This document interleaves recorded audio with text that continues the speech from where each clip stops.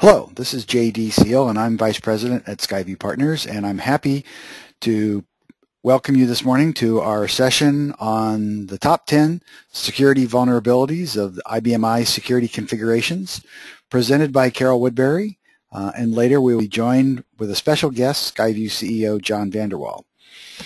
SkyView Partners has been performing security assessments for the IBM I community for over 12 years, and based on those findings, Carol this morning will present her top 10 vulnerabilities. She will not only talk about each issue, she will also help you assess the risk that each of these issues give off, as well as options for addressing the vulnerabilities.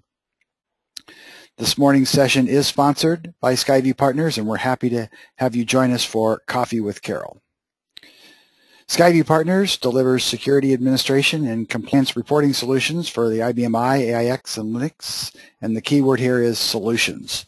Our goal is to draw on the unparalleled expertise of our team of experts led by Carol Woodbury to consult with and provide answers to our customers in order to help them automate mundane security administration tasks, compliance reporting, as well as improve security. Carol Woodbury is the co-founder, president, and CTO of SkyView Partners. Prior to forming SkyView, Carol spent 16 plus years at IBM in positions including Chief Engineering Manager and Security Architect for IBM I-Series Security Group, and is also the author of the current book, IBM I Security Administration and Compliance, which is available at MC Press online.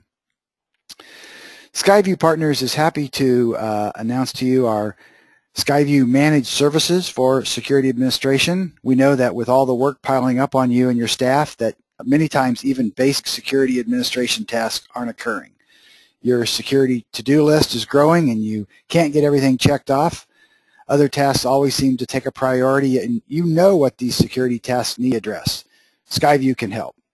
With SkyView's Managed Services for Security Administration, it's a monthly service where SkyView security experts will monitor your security configuration, and the key word there is monitor, and if you want, help you address your security task lists.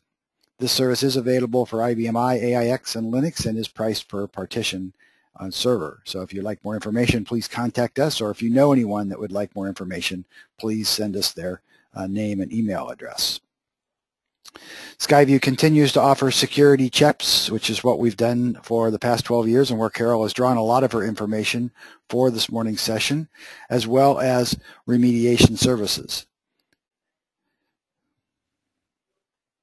SkyView also has various tools, including our SkyView Risk Assessor, Vulnerability Assessment, Diagnostic Tool, SkyView Policy Minder, which is the automated security administration tool, SkyView Audit Journal Reporter, which are predefined auditor-ready reports, as well as the Policy Minder for open systems. And keep in mind that all SkyView Partners software is available on an unlimited software license. So with that, I'd like to start this morning's session and turn it over to our presenter, Carol Woodbury, for the top 10 security vulnerabilities of IBM I security configurations. Good morning, Carol. Good morning, everyone. There you go. All righty. Perfect. Hey, thanks for joining me, everyone. I really appreciate your time, and so I hope that you will find this to be worthwhile. You know, we've been talking about, in the last few months in our newsletters and with this Coffee with Carol series, about reducing risk to data. So I thought that it might be helpful if I talk to you about the top vulnerabilities that we have seen throughout the years. So that's what this presentation is about. So as JD was saying earlier, the results of this presentation is really based on the hundreds of risk assessments that we've been doing since the inception of SkyView Partners. And I have always said that IBM I is securable. In fact, I said that well before I left IBM. I was saying that in IBM, especially to the marketing folks, that IBM I is securable, but the features have to be used for the configuration to be in a secure state. So it's interesting to see what features people still continue not to use, if you will. So as we go through these vulnerabilities, it's not that it's a vulnerability in the operating system itself, it's through either the misuse or the non-use of those features. Now, a thing to note is that these vulnerabilities are listed in ascending order of prevalence, not necessarily risk. So just because something is number 10 does not necessarily mean it's not the highest risk. I just decided to list these in the order of prevalence. So with that, let's go on. Okay, and of course, in true David Letterman style, I have to go from number 10 to number 1. So vulnerability number 10 is really the lack of auditing or not enough auditing. For the vast majority of the people that we talk to, there is some type of auditing configured. So it doesn't happen very often that no auditing is configured. But when it is, it tends to be people that are in small shops, and they tend to have a belief that if they turn on auditing, they're going to be required in some sense to look through all of the audit journal. And so they don't have the personnel or the expertise to do that, and so they just don't turn it on at all. So obviously our recommendation in that case is to turn on the basic set of recommendations that we provide. And we provide that when we run our risk assessor product. It has a basic set of recommendations for auditing, and we tell them to turn it on and explain that that's such valuable information to them in the case, especially that they have to investigate some incident, or in the case of debugging. So we do some education on what the audit journal has and what it can provide for them and help them understand. So probably the biggest barrier to that is helping them understand that they're going to have to manage the audit journal receivers on a regular basis. So vulnerability number 10 is definitely not enough auditing. And when people have auditing turned on and it's not sufficient auditing, the value that is typically missing from the Q odd level system value, that's the one that controls the actions that are being audited. The one that's typically missing is service. So that's the one that logs the activity to the service tools. So that's vulnerability number 10. Vulnerability number 9 is the sharing of the root directory. Now, the problem when people share the root directory is that all of qsys.lib file system is shared. That means that all of your libraries are shared. So let me back up a moment and talk about what a file share actually is. A file share is something that you define on a directory level, or actually you can define it on a library, and you can map a drive to that share and view the contents of the directory through interfaces such as Windows Explorer or iSeries, well, primarily through Windows Explorer. That's where file shares are primarily used. So they're used in many cases, and they're handy things because then you can get a view into those directories without having to open up iSeries Navigator and that type of thing. But again, the real risk to the data is that when you share root, you're not just sharing a directory, you're sharing all directories as well as all libraries. So the problem with that is that if you combine that with a poorly implemented or a wide open implemented object authority scheme, you now have libraries and the contents are vulnerable, because if the user has all authority through public, or they're a member of the group that owns the application, they can drag and drop those library objects or the objects in those libraries to their trash bin and delete the objects. So clearly sharing root is something you want to avoid.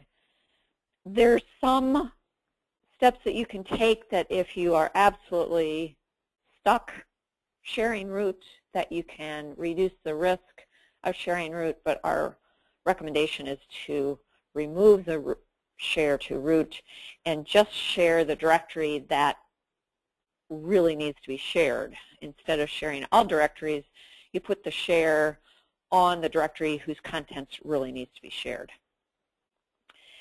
The other thing that kind of goes along with this at the IFS level is the public authority of the root directory. And if I was only going to list that as a vulnerability, that would be pretty high up in the prevalence. There are a lot of people who have left the public authority of the root directory at the equivalent of public star all, and that's the default as IBM ships it. The recommended value is to set it to data authority of RX, which is the equivalent of public use. And that is certainly a higher incident than sharing root, but certainly sharing root is the biggest risk to the data. Okay, vulnerability number 8. I feel like I need a drum roll between each one of these, but I don't have that sound on my laptop, so I can't do that for you. All right, vulnerability number 8 is running at the wrong security level, meaning security level 20 or 30. So over the course of the years, we have certainly seen many systems move from 30 to 40. And in fact, if that was the only value that was available, this vulnerability may not have even been listed because, or it might be number 10, because certainly the prevalence of the number of systems at level 30 has dropped considerably over the 12 years we've been doing this. So that is really a good sign. So that's going down. The prevalence of the systems at level 20 is going down, but not anywhere near as rapidly as the systems at level 30. And I think that's because of the history of those systems. If you look at the systems that are at level 20, they are often derived from a system that was, or an organization that was running a system 36. And given the structure of how they reorganize files and have to manage the file system there, it's often the case that applications were written where users had to have all object, because basically 36 deletes files and recreates them all the time. So when they migrated that application over to, at that time, AS400, the implementation required users to have all object. So a lot of times, if you are looking at a system that is still running at level 20, it has its roots in system 36. And quite frankly, a lot of those systems are going away because people are not taking the time to rewrite those applications. They're typically moving to new applications, and unfortunately, a lot of those instances are moving off the system. So the number of systems that we see at level 20 is really kind of staying steady, not moving to 40. There are a few out there, and there are a few that I know want to go to level 40, but we don't see as many of those moving as we do the systems that are currently at 30. Vulnerability number 7 has to do with passwords. So the thing that we typically look for, obviously, are passwords that are changed on a regular basis. And best practices says that passwords should be changed every 90 days. So one of the things that we look at is the password system value of the expiration interval. And what we see sometimes is that the password system value is set to no max, meaning nobody has to change their password. However, what we see more often is not necessarily the system value set that way, but a lot of times we'll see the password expiration interval on the user profiles being overridden and set to no max. So there are legitimate reasons why some profiles need to have that parameter overridden at the user profile. Typically, you see profiles that are used for applications like WebSphere applications, or perhaps they're FTP, used for FTP, and the user ID and password are hard-coded someplace. So if those profiles had their password expire, there's no facility to actually change the password as that profile is being used. So you have to change the password kind of in an out-of-band situation. So you have to plan for it because it may need to be changed in multiple places and so forth. So for those types of profiles, you do typically see the password expiration interval being overridden, and that is typically legitimate. But what is not legitimate are profiles that are used to actually sign on the system. So some of the observations that we've made over the years, again, are that the vast majority of the profiles that are being overridden are indeed those service profiles, but there's usually a handful of profiles, 1, 2, 3, 10, that may be used for sign-on. And those are typically, and the absolute worst offender of this are probably the people listening on this call, the security administrators. Somehow we all feel that we're above this whole thing of changing our passwords, and so we change the password expiration interval to be no max so we don't have to change their passwords. But that is one of the riskiest things that you can do, because that means that your profile can be used indefinitely and you won't know it because somebody is using your password. So absolutely, the system administrators should be changing their passwords more often, not less often. That's one observation. Another observation is that, and I've listed it here as some organizations are hiding from auditors. And what I mean by that is that they will set the password expiration interval system value to 90. So from an auditor's point of view, it looks like profiles are changing their passwords every 90 days. However, if you go and look at the report that we list where profiles have been overridden in the user profile, you'll see that all of the profiles are listed with no max for the password expiration interval. And so in reality, since the user profile setting overrides the system value, even though it looks to an auditor from looking at a system value that everybody's changing their password, in reality, nobody is.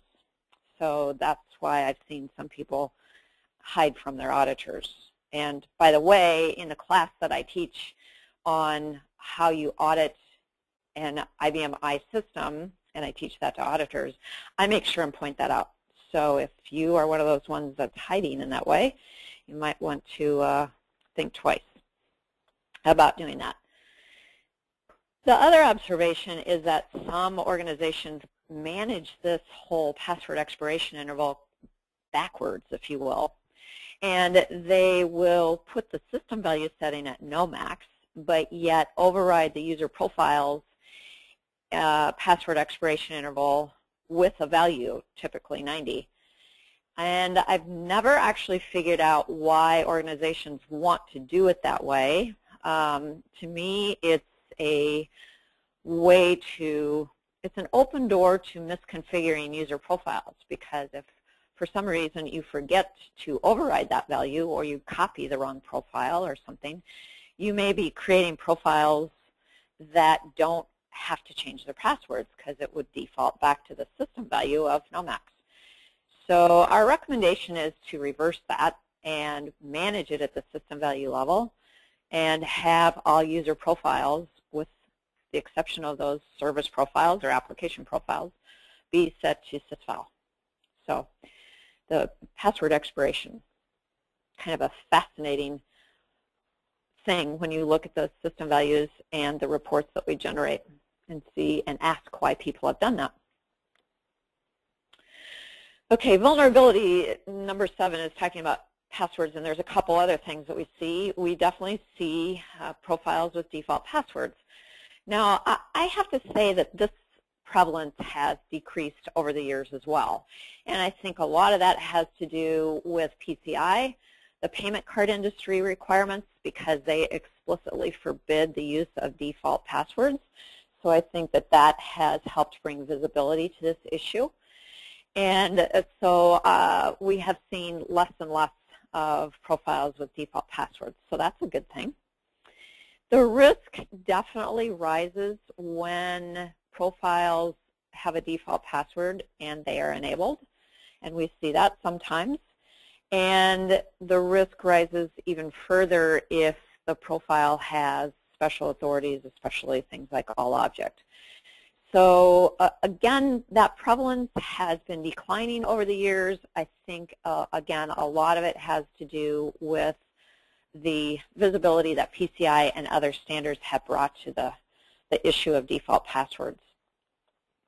And then something else that we tend to see, and again, this has lowered in its prevalence. We don't see this quite as much as we used to, that the weak password composition. In fact, I'll say that with a fact that this is going down because we see more people starting to use the password level 2 and 3, which allows for passphrases, meaning the passwords can be up to 128 characters and use any character set, upper, lowercase characters, any special character, upper and lowercase letters, any special character, numbers, punctuation, and so forth. So we definitely have seen a rise in more people going to password level 2 or 3 than staying at password level 0 or 1. So again, the prevalence of weak passwords has been going down. And again, I think that there's been visibility. I think it's going down because of the visibility of, again, PCI and other regulations that have brought visibility to the need to have a strong password.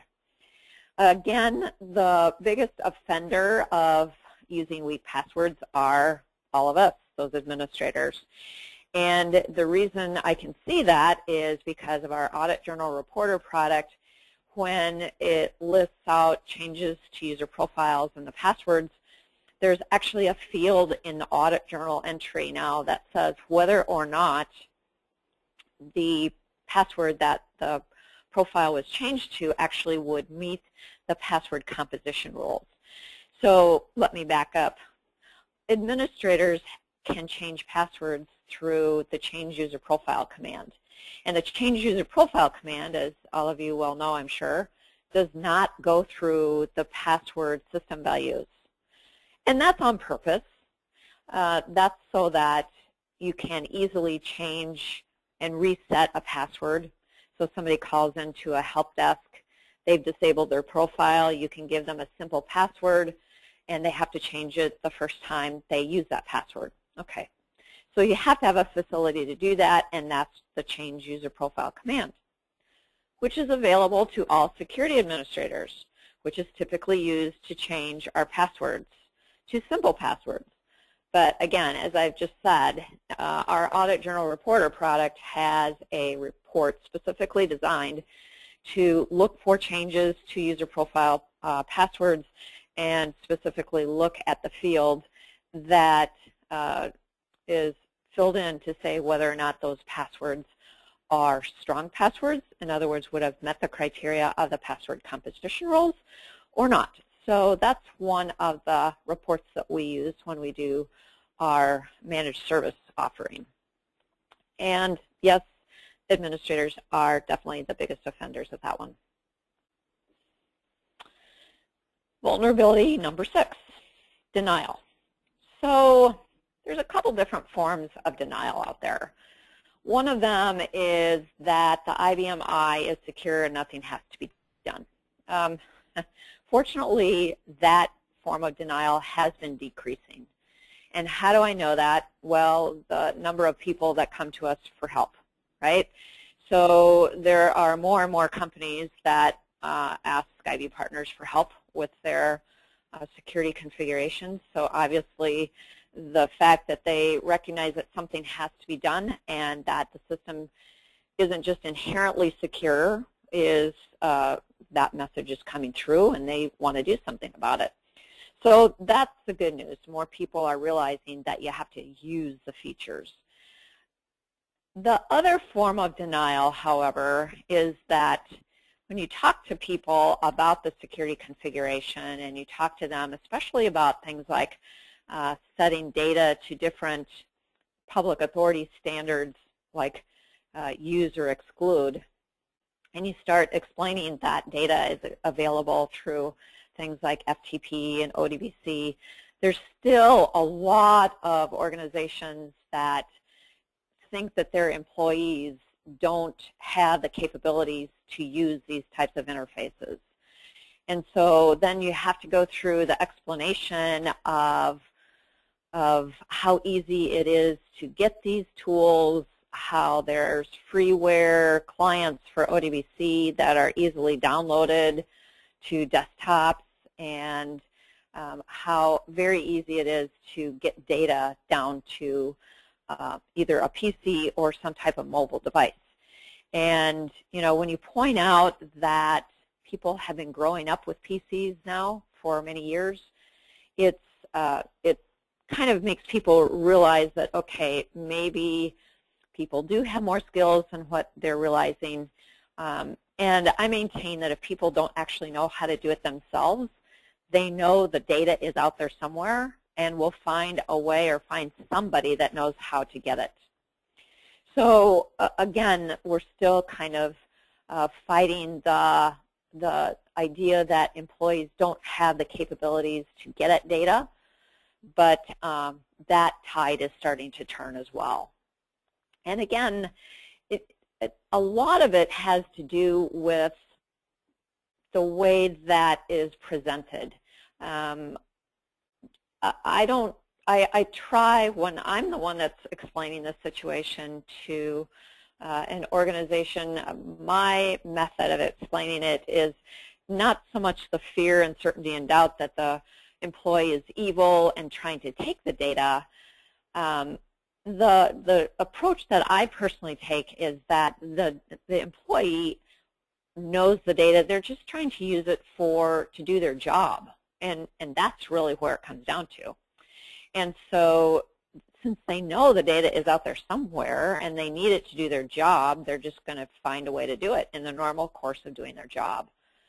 So the SkyView Partners approach is not to try to necessarily paint the picture that all of your employees are evil. It's just that they're trying to do their job, and so they're trying to find the data. So I think that that has helped turn the tide of the denial on the second employees don't know how to do that type of issue. Okay, vulnerability number 5. We often find multiple instances of either production database files or production libraries or vendor products on systems. And the danger with all of this duplication is that the first or the primary instance of the file or the product or the library is often secured the way it's supposed to be. In other words, appropriate for the function of the product or the contents of the library. But often those copies are not. So for example, we have seen production HR database files that have been copied into developer libraries before an upgrade to the product was done, or they were going to have to run some sort of SQL statement to correct some error, so they copy it into their library to test with before they do the actual work, that type of thing. We see production database files sent over to test systems, and again, in both cases, it is rare that those files are secured the same way that the production database file is secured, and yet there is the same production data. So there is data at risk when there are multiple copies. The other thing, and I don't know why this happens so much, but we often find multiple copies of vendor products. And I don't know why this product in particular is common for that, but the DBU product, the product that allows you to change database files and have logging associated with it, for some reason, I have seen up to 4 copies of that product on a customer's system. Now, again, why is that a problem? Well, when you have multiple copies of that particular product or any other product, the tendency is to forget that they're there from an administration point of view. So if you go to limit who can run a particular product, or perhaps you're using a feature of the product that is available in the latest releases but not the former releases that restricts access, that's well and good, but since those other versions are still on the system, they can be used.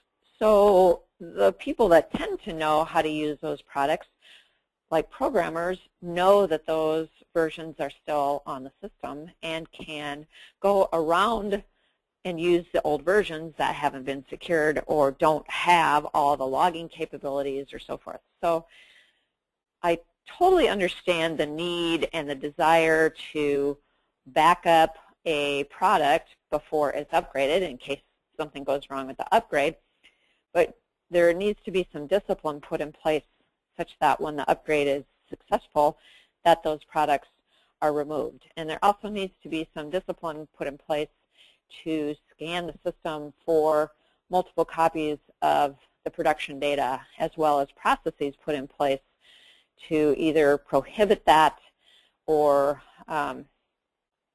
provide some other way for developers to have that data without actually copying the production data into their own libraries. Vulnerability number 4, this comes with the use of DDM, the Distributed Data Management Protocol. And DDM has a long history on the system. DDM has been used for a very long time, and it was used over SNA for many releases. And the use of DDM over SNA had several more security features than the current use of DDM over TCP/IP. When going over TCP/IP, about the only type of switch you can make, if you will, for using it in a secure fashion is whether or not you require a password on the connection. So what I mean by that is if Carol is using DDM on a test system and the server on the production system does not require a password, I can as long as Carol exists on both test and production, I can connect as Carol on production and not have to supply my password at all. That feeds into this thing called a server authentication entry. And a server authentication entry allows me to define from the test system who I'm going to connect with, which profile I'm going to connect with on other systems in the network. So on my test system, I can add an entry that says, whenever Carol uses DDM on any system in the network, Carol is going to connect as QSecOffer. And so then I reference a DDM file on test, and it may be located on production, and I'm going to connect now as QSecOffer. So obviously, that is a huge gap and a way to elevate my privileges in a way that you typically don't want to have happen. So the best thing to do is to require a password on the DDM connection, which is the default for that server. But most people have changed that default and do not require a password on the connection. So if I require a password on the connection, when I add a server authentication entry on test, if I want to connect as QSecOffer, I now need to know QSecOffer's password on the production system or some other system that I'm going to connect to. And hopefully as a programmer or somebody that's just normally doing work on test, somebody other than administrator, hopefully I would not know QSecOffer's password. Okay, so that's one level of protection. Another level of protection is that I can secure the add server authentication entry command so that people can't just add those entries. And if I'm not requiring a password on my server, I can't add an entry for just any profile, to connect with just any profile. So in terms of the scope and the prevalence of this issue, this is a fairly prevalent issue where people are using DDM. They've changed the default from requiring a password on the connection to not requiring a password. And that's the typical thing that we see. We do not see too many systems that have had server authentication entries entered and been in a malicious form, although we do have a report that lists them out. The biggest issue is that the DDM server does not require a password. Fortunately, people have not figured out that they should add a server authentication entry to exploit this, but hopefully more of you will either require a password on the DDM connection or at least secure the add server authentication entry command on all systems in your network to reduce this vulnerability. This is a pretty big risk to your data right here. Now, I have to say, if you're going to require a password on the DDM server before you just go and do that blindly, you're going to have to make sure that you understand the effects of that, because there may be some automated processes that are using DDM in your network, and you're going to have to set up those server authentication entries to enable that to continue to work. So don't just flip it. You're going to have to do some investigation on that one. Vulnerability number 3 deals with inactive profiles. So inactive profiles, the way that SkyView defines that is that the profiles haven't been used for either sign-on or for a batch job or for a connection like ODBC or FTP. When we determine inactivity, we always look at the last use date. We do not look at the last sign-on date, because that might not be accurate. That might not reflect the most recent use of that profile. So when we look at inactive profiles, obviously the risk is increased when the profiles are in a status of enabled, meaning they could be used if somebody can know or guess the password. And it also increases if they have a default password, and certainly increases even more when they have all object. Now again, the prevalence of inactive profiles has gone down over the years. Again, I think that has to do with the use of PCI regulations for best practices, meaning the payment card industry, because the payment card industry requires that profiles be either set to a status of disabled or deleted after 90 days of inactivity.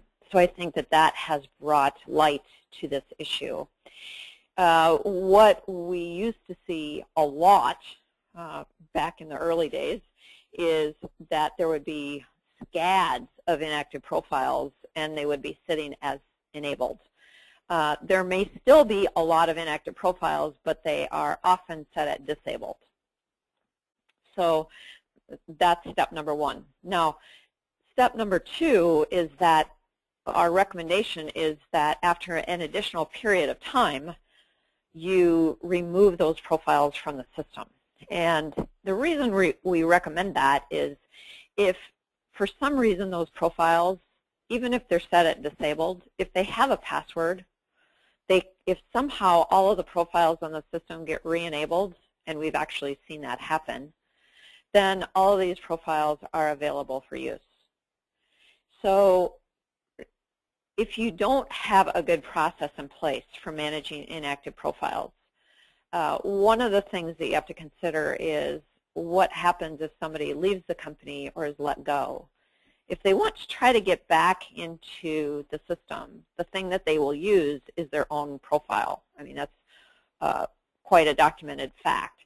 So you have to have some type of process in place to get those profiles to be inactivated. So it's good to do that on an automated basis We recommend the use of our PolicyMinder product to do that on an automated basis so that you just don't have to think about it. The problem we see with a lot of processes is that when they are done by hand, they can be forgotten, or something comes up and they know it's on the list of things to do, but something comes up, a production issue happens, or an upgrade's occurring, or an application is being upgraded, and somehow that manual process gets set aside. So the best success that we've seen with organizations is when the process is automated. So you just don't have to think about it and just don't have to make time to get it done. So again, the prevalence has gone down. I think it's due to the rise in the requirements for PCI and the implementation of PCI requirements, as well as the fact that there's tools out there like PolicyMinder that allow you to do this on an automated basis. Vulnerability number 2 is too much authority. Too much authority assigned to user profiles can come from a couple of different ways. It can come from too many special authorities being assigned. It can also come from the group profile. So when we look at the special authorities, the majority of people may have too many all-object profiles with all-object assigned to them on their system, but it's usually too many by just a few, meaning it's not all of the profiles on their system.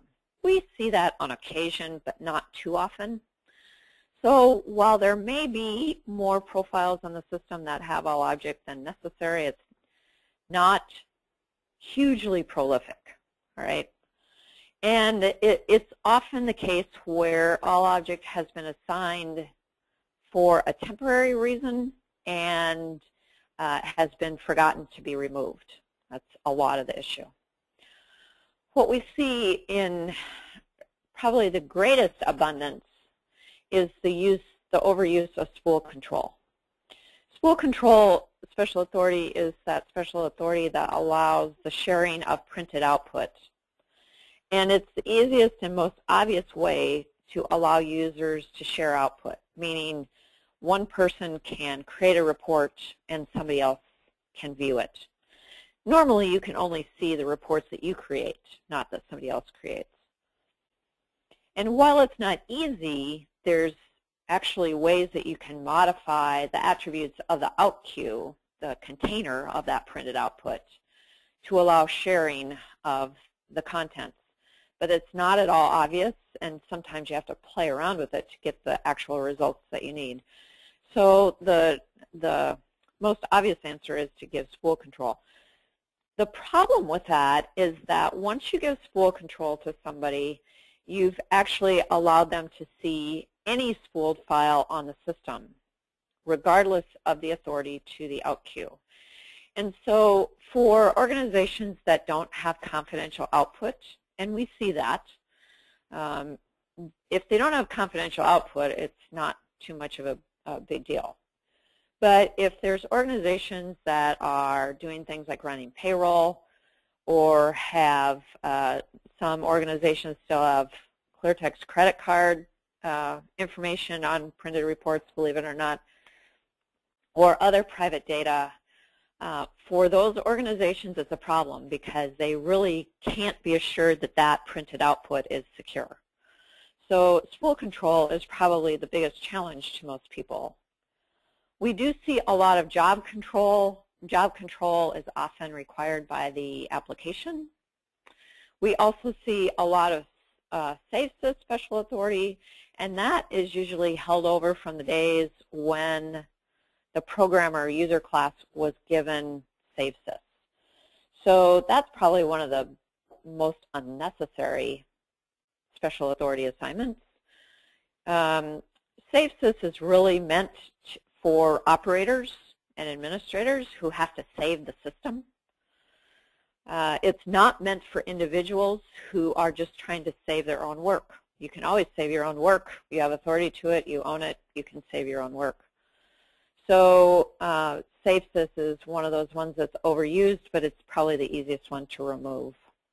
So too much authority based on special authority. Now, there's also the too much authority based on the group profile assignment, and that comes when the users are assigned to the group that owns the application. So you have an application that runs as an application profile, and the users of that application have to be a member of that profile. The problem with that is that anything that a group profile owns, all of the members own. So anybody that is a user of that application, in essence, owns the application. And that means they have all authority to the application.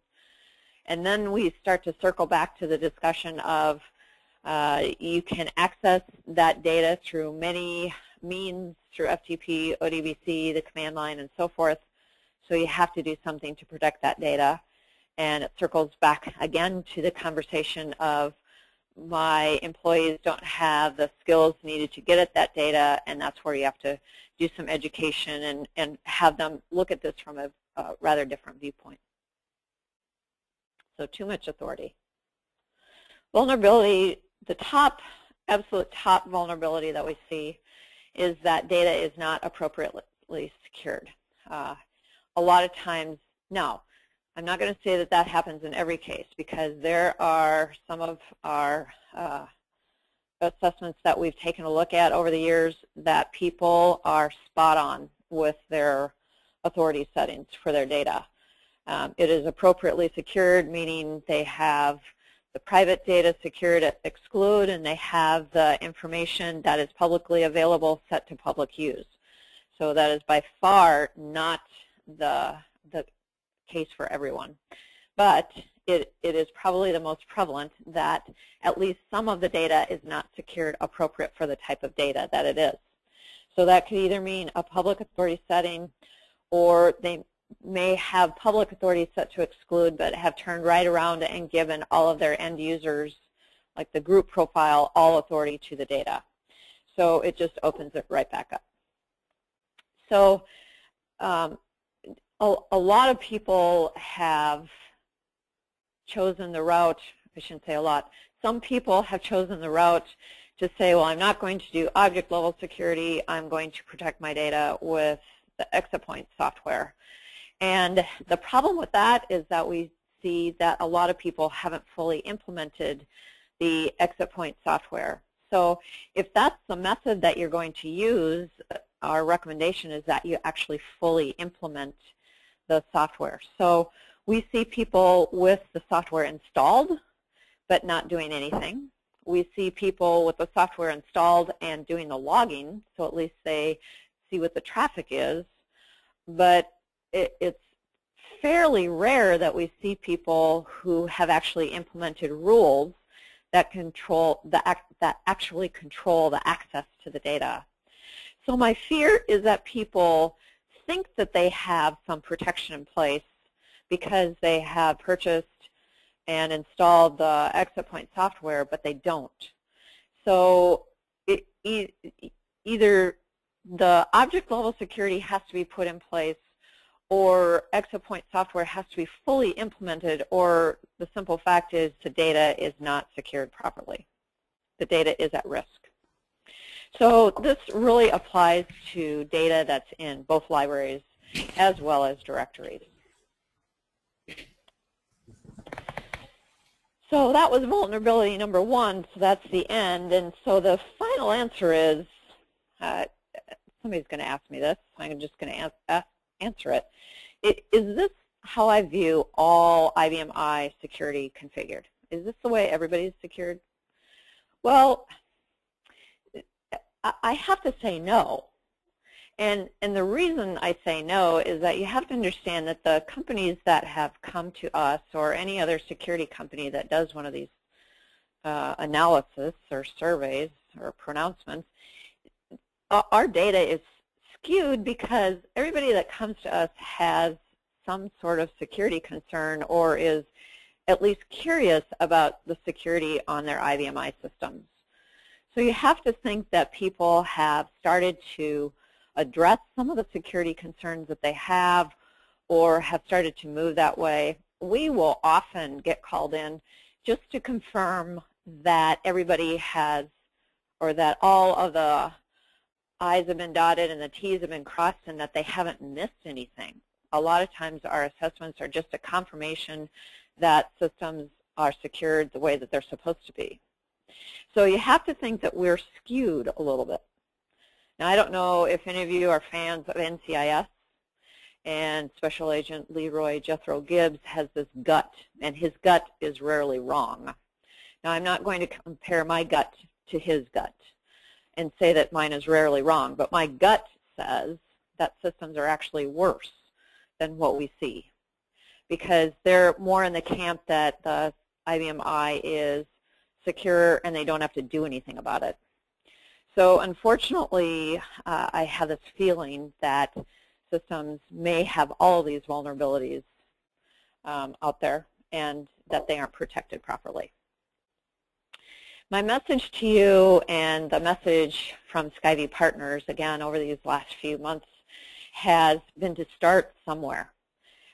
We want to move and have you all join the movement from compliance to security. We don't want somebody to just simply be in compliance. We want the data, the risk to the data to be reduced. And so our mantra is to start somewhere so that that risk to the data is reduced. So of course you can always contact us, and I think that John's going to take over and give you some information about how SkyView Partners can help you more.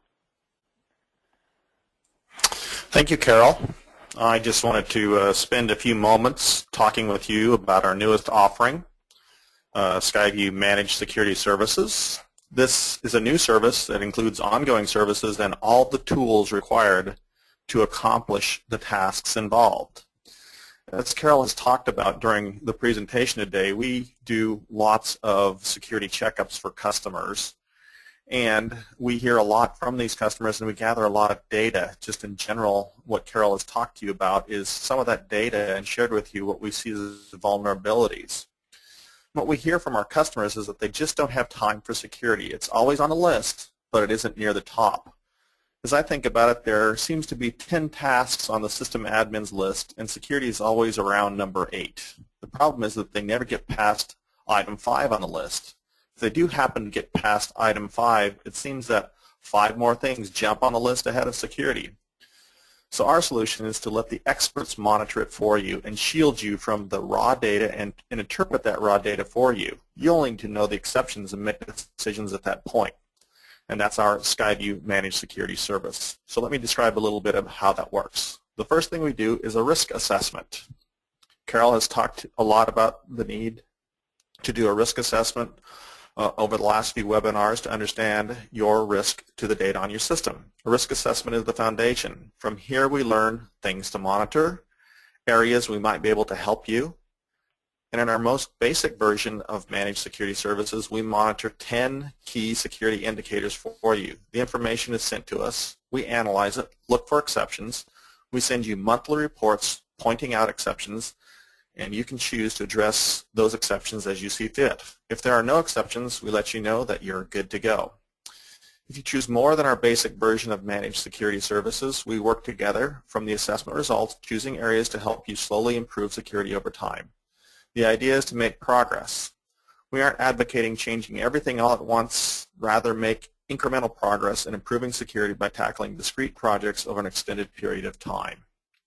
As you might have guessed, there is a price difference. We have 2 levels. Basic, where we monitor, report, and alert you to any exceptions. More advanced, where we monitor, report, and alert you to exceptions, and we help you improve security. I want to encourage you to contact SkyView Partners to learn more about our managed security services and the pricing models in place. Thank you for this opportunity to let me talk to you about this new offering from SkyView. JD, here you go. Well, thank you, John. Thank you, Carol. Carol, I'm going to